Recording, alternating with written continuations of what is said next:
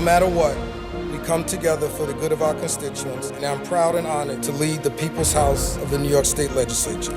The health and protection of the human beings that live in our districts is our responsibility. Frederick Douglass's words for us today, I quote, "If there is no struggle, there is no progress." If you want equity to happen, then this is where it happens. All of us have a responsibility to the greater good. The House will come to order.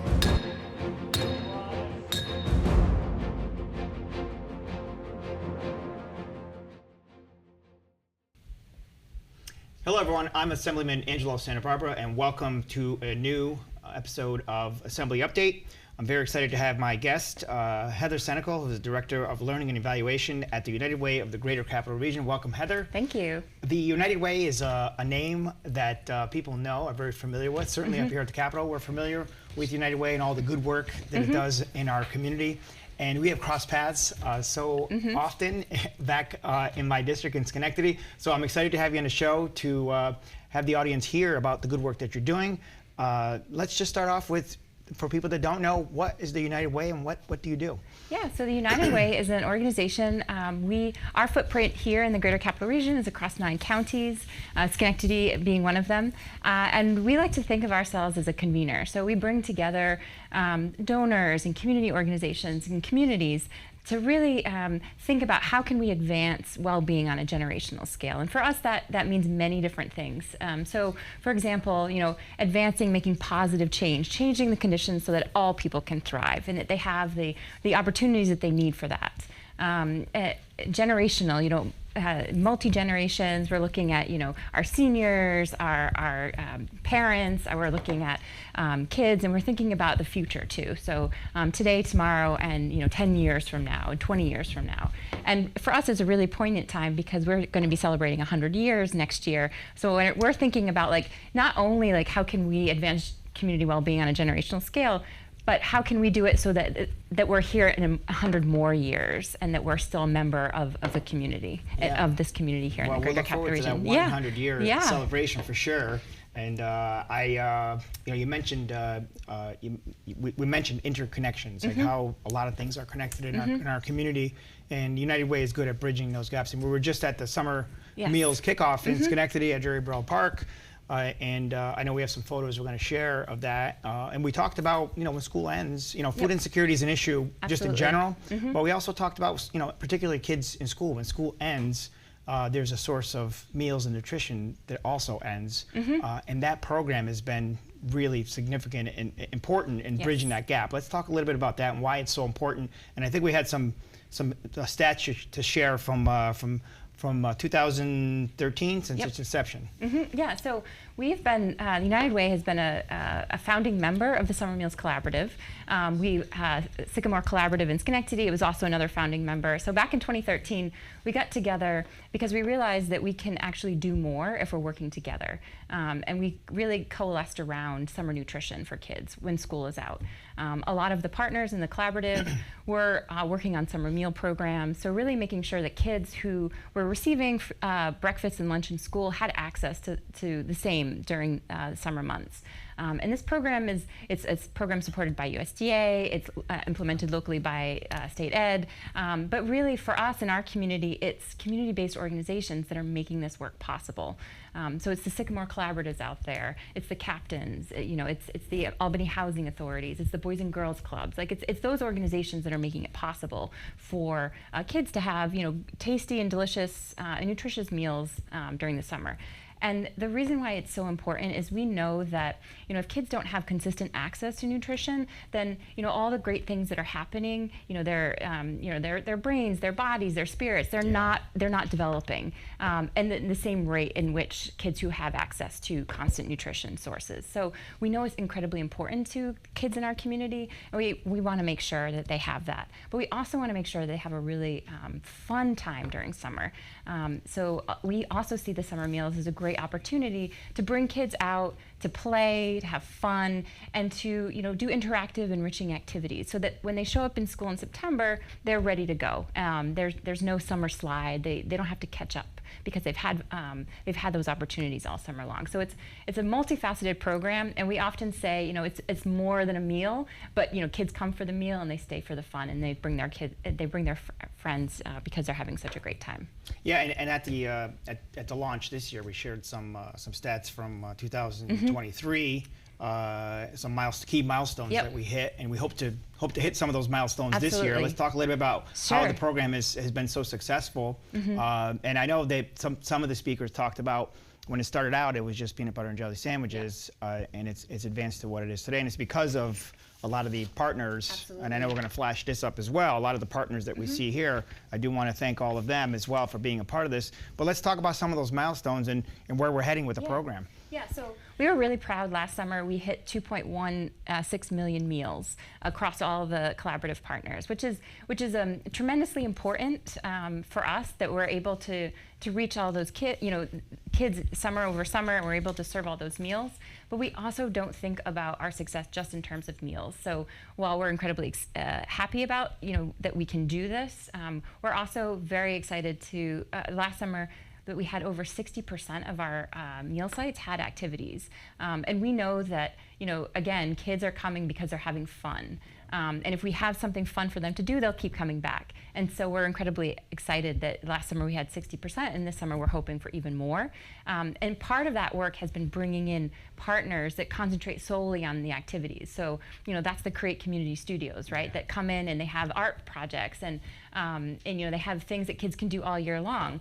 But they can start in the summer and then continue on with their programs after school and things like that during the school year. So it's building that relationship with kids in the summer and continuing it all year long. We're also really excited.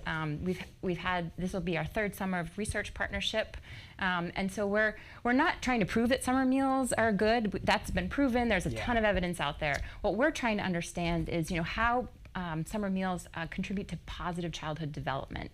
And we've had the opportunity to survey kids and parents and staff. We've been doing a lot of nutritional analysis, and really focusing in on what makes this experience so fun for kids, and just really hearing from them, and then bringing that back into the collaborative and making it, incorporating it into future summers. And so we've been really excited to be able to do all that for the last couple of summers. And this summer, we've been doing a lot of reflections around our goal, of really making sure that every child has access to summer meals. And we realized that in order for us to reach that goal, we needed to think even bigger. We needed to bring more partners into this work. And that's how we kind of arrived at our new vision of making the Greater Capital Region, and really all of New York State, the best place to be a kid in the summer. And this summer we're starting to do that work with all of our partners that you've mentioned. And part of that is the fun activities at sites. The block parties. The block parties. That's having the produce, the farm stand pop-ups at summer meal sites. Yes. That's and I saw that in the newspaper. We just talked before we started the show. That's been a wonderful program. Absolutely. And let's talk a little bit more about how that just came about, because we're hearing more and more about it. So that came about as many things. It came about as wouldn't it be wonderful if we could do this? And then so that was the Schenectady City School District. Well, wouldn't it be wonderful if we had a way to feed the entire family? Because one of the things about summer meals is it's just for kids, and so we know if a child is hungry or is nutrition insecure, chances are their entire household is as well. So how can we make sure we're nourishing the entire household? So it began as that kind of big question, how could we do this? And then the city school district said, well, we've been running these pop-up farm stands after school, when school, there's dismissal hour, and they're tremendously successful. They partner with Sycamore Collaborative to do some of that work too, the regional food bank. Families love it. They love being able to come and shoot and pick out what their produce and other food items.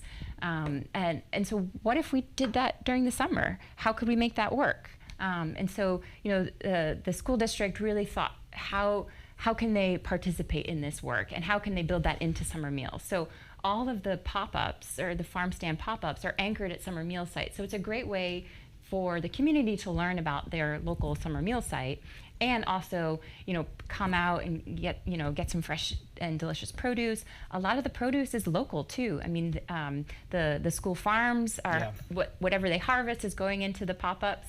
The green market, whatever they have left over, is going into the pop-ups. And then local farms are also, donating produce as well, or the school district is able to purchase produce. So it's all very much local, and it really contributes to that. Like, how do we nourish our entire community? Which is just wonderful to see, like, how this is all coming together. It complements the summer meals program perfectly, and it also speaks to the work that we're doing with the Schenectady County Food Council. Absolutely. And I've had them on the show as well.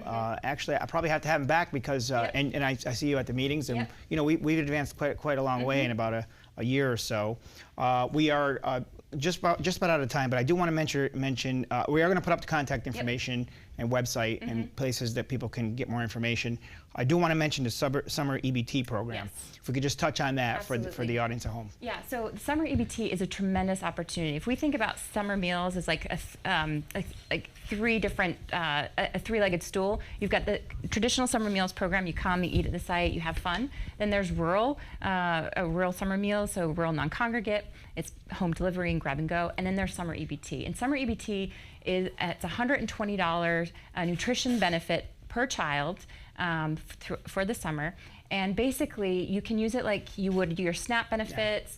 You can go to your farmers markets. You can use your double up food bucks. And it's a permanent program, which is why it's so important. I mean, many folks will remember pandemic EBT, which was tremendous, but it was short-lived. This is a permanent program. It will be there. It'll be a resource for families every summer. The majority of kids, to be eligible for it, your household's participating in SNAP or Medicaid or other income eligible programs. You receive free or reduced price school meals. And if there's any, we have the flyer that we can share out too. There's OTDA has a lot of great information up on their website about how families can learn more and the application process if they're not already currently enrolled.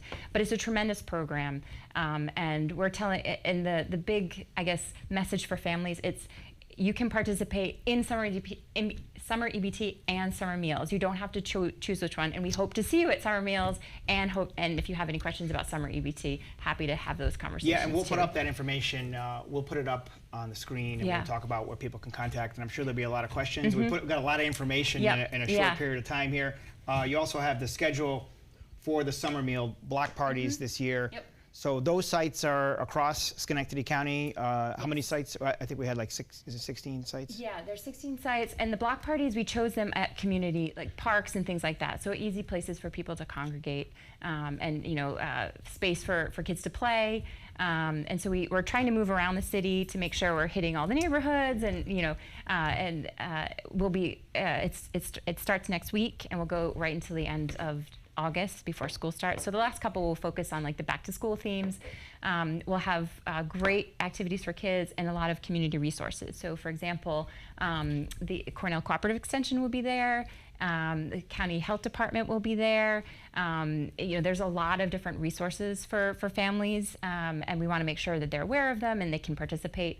And so it's an open invitation. It's a block party. So if you're a community organization and if you want to participate, please reach out, and we'd love to have any community organization participate. And I will mention there's always room for volunteers. Always room for volunteers. Certainly attend, ask some questions. Show up and see what's going on, and maybe there's something that you're interested in. So I encourage the community to come out and join us. We had a great kickoff. I was very pleased to see all sections of the community support there. A lot of support from our community. It's a very important program.